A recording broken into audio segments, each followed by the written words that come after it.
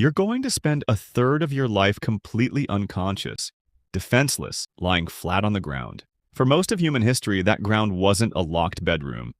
It was open savanna, forest floor, riverbank, surrounded by lions, hyenas, leopards, animals capable of killing you in under 10 seconds. So why are you still here? Why didn't they just walk over and end it while you slept? Here's the strange part. It's not because early humans were well protected. For most of our evolutionary history, we had no locks, no walls, barely any fire control. And yet, attacks on sleeping humans, even in regions thick with predators, have always been rare. Rare enough that anthropologists studying hunter-gatherer groups today, groups still sleeping in the open, report the same thing. The lions walk past. They don't stop.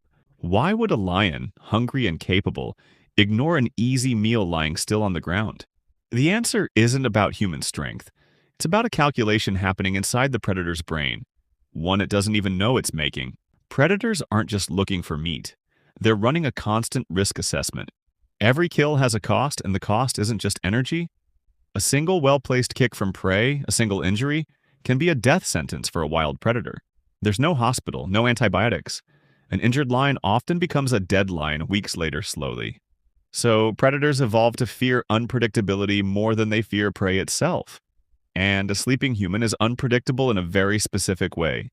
Have you ever noticed that predators almost never attack anything that might suddenly, violently fight back?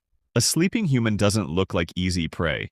It looks like an unknown variable, something that could wake up mid-attack, thrash, scream, fight in ways the predator can't predict.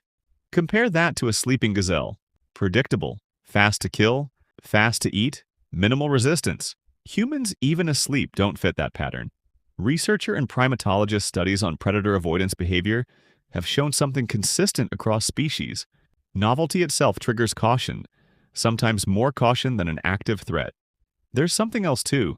Humans rarely sleep alone. For nearly all of our evolutionary history, we slept in groups, around a shared fire in the open. Anthropological data from groups like the Hadza in Tanzania shows something remarkable. They sleep with minimal shelter, and predator attacks remain exceptionally rare. Why would a predator risk approaching a body surrounded by a dozen other unpredictable bodies, some of which might already be half awake? Fire adds another layer.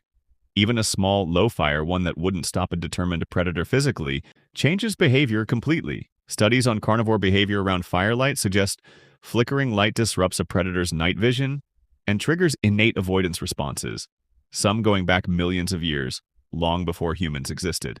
So the sleeping human isn't defenseless at all. It's surrounded by group unpredictability, faint firelight, and an evolutionary reputation predators have learned to respect. But here's the part that should unsettle you. That reputation isn't permanent. In regions where humans have expanded into wild habitats, disrupted predator populations, and removed natural prey, some documented cases show predators beginning to test the old assumption again. A pattern researchers now watch closely. The calculation predators make about us was built over hundreds of thousands of years, through observation, through consequence, through countless failed attempts that never got passed down because the predator that tried usually didn't survive to try again. We didn't outmuscle the predators around us. We outsignaled them. Every campfire, every group of sleeping bodies, every generation that fought back hard enough to make the next predator hesitate, built an invisible reputation that still protects you today, even in your own bed, thousands of years later. You've never had to fight a lion, but somewhere in the instincts of every predator that ever considered it, something learned not to try. That's not luck. That's inherited fear, written into another species by us.